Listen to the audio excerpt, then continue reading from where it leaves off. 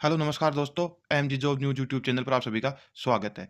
आज हम बात करेंगे आरपीएफ कांस्टेबल की जो नई भर्ती आई है, उसमें कितनी एज होनी चाहिए, क्या-क्या सिलेबस है उसका, शैक्षणिक योग्यता क्या है, एग्ज़ाम का पैटर्न कैसे रहेगा, मतलब कितने नंबर का पेपर आएगा और कितने टाइम का पेपर रहेगा, इसकी सैलरी कितनी होती है और आपको तो पता ही होगा अगर वर्दी की नौकरी में सबसे कम हाइट माँगते हैं, तो वो आरपीएफ के अंदर ही माँगते हैं और पेपर है वो कितने नंबर का होगा।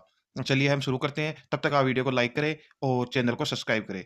सबसे पहले हम वैकेंसी की बात कर लें। इसमें अगर वैकेंसी की बात करो, तो आपको पता है कि आरपीएफ जो कांस्टेबल है, उसके लिए 4208 पदों के लिए वैकेंसी आई है और एसआई के लिए आपको पता है कि 452 पदों के लिए ये वैकेंसी आई है। अब हम इसमें बात करें कि इसकी आयु क्या रहनी चाहिए? अगर हम आयु की बात करें मतलब ऐज की बात करें, तो सबसे पहले तो ये बता दें कि इसकी ऐज की गणना मतलब जब फॉर्म लगाओगे तो आपकी ऐज को काउंट कब से करेंगे? तो 1 जुलाई 2024 से आपकी ऐज की है वो काउंटिंग होगी। अब इसमें आप देख सकते हो कि ऐज इसमें कांस्टेबल के लिए है वो 18 से 28 साल रखी गई है और एसआई के लिए है वो 20 से 28 साल रखी गई है।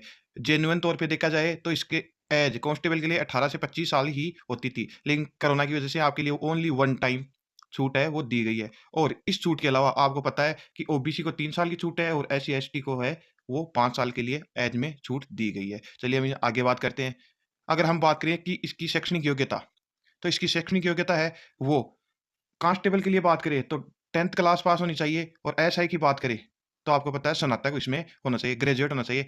ऑल इंडिया की वैकेंसी है तो आप 10वीं कहीं से भी पास किए हो और स्नातक मतलब स्नातक की हुई है, तो आप इसका फॉर्म है वो लगा सकते हो। चलिए हम आगे बात करते हैं। अगर हम इसकी सैलरी की बात करें, अगर इसमें सैलरी की बात करें तो कांस्टेबल के लिए जो बेसिक पेमेंट होता है वो 21,700 होता है और एसआई का बेसिक पेमेंट है वो 35,400 होता है। अब अगर हम बात करें तो इसमें प्लस डीए, एचआरए, टीए सब मिलाकर कांस्टेबल के लिए है वो 32,000 प्लस सैलरी आपको बन जाती है और एसआई की बात करें तो इसमें 45,000 प्लस आपकी सैलरी है वो बन जाती है। अब आप देख सकते हो कि अगर कांस्टेबल 10th पास के लिए होती है, उसमें 32,000 प्लस सैलरी बहुत बनती है और भी कई अलाउंस बनेंगे इसमें, लेकिन 32,000 प्लस आपकी कांस्टेबल की सैलरी है वो आराम से बन जाएगी। अब बात करते हैं हम हाइट की। अगर हाइट की बात करें, तो सबसे कम हाइट अगर किसी बेल्ट की नौकरी में माँगते हैं, तो आरपीएफ में ही माँगते हैं। तो आप इसमें देख सकते हो कि हाइट है वो कांस्टेबल और एसआई के लिए सेम है दोनों में और मेल के लिए 165 सेमी हाइट होनी चाहिए, जनरल, ओबीसी और ईडब्ल्यूएस कैटेगरी के लिए और एससी-एसटी को 5 सेमी की छूट मिलती है, तो उनकी हाइट होनी चाहिए 160 सेमी। और अगर मेल के लिए चेस्ट की बात करें, तो 80 से 85 जनरल, ओबीसी और ईडब्ल्यूएस के लिए चेस्ट होना चाहिए और एससी-एसटी के लिए चेस्ट है वो 76.2 से 81.2 सेमी होना चाहिए। तो चलिए हम आगे बात करते हैं फीमेल हाइट की। अगर फीमेल के लिए हाइट की बात करें, तो इसमें आप देख सकते हो कि 157 सेमी जनरल, ओबीसी और ईडब्ल्यूएस की फीमेल कैंडिडेट के लिए और 152 सेमी है वो एससी-एसटी की फीमेल के लिए हाइट इसमें माँगते हैं। अगर हम आगे बात करें तो कांस्टेबल और एसआई के फिजिकल की बात करें, तो ये बहुत इंपॉर्टेंट है क्योंकि सीबीटी होगी पहले, इसके बाद में आपका फिजिकल मेजरमेंट टेस्ट होगा। अगर हम फिजिकल मेल की बात करें, मतलब लड़कों के लिए बात करें, तो आप इसमें देख सकते हो कि 5.45 मिनट में आपको